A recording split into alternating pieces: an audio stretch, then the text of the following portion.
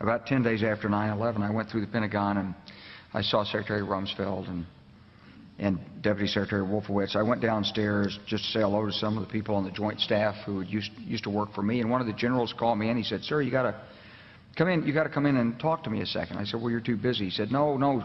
He says, "We've made the decision. We're going to war with Iraq." This was on or about the 20th of September. I said, "We're going to war with Iraq. Why?" He said, "I don't know." He said, "I guess they don't know what else to do."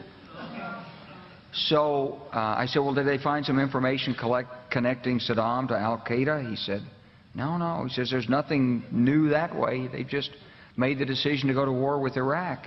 He said, "I guess it's like we don't know what to do about terrorists, but we've got a good military and we can take down governments." And he said, "I guess if the only tool you have is a hammer, every problem has to look like a nail." So I came back to see him a few weeks later, and by that time we were bombing in Afghanistan. I said, "Are we still going to war with Iraq?" And he said, "Oh, it's worse than that."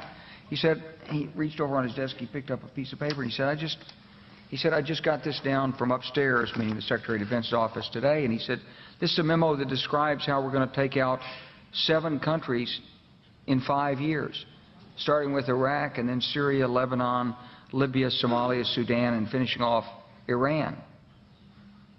I said, "Is it classified?" He said, "Yes, sir."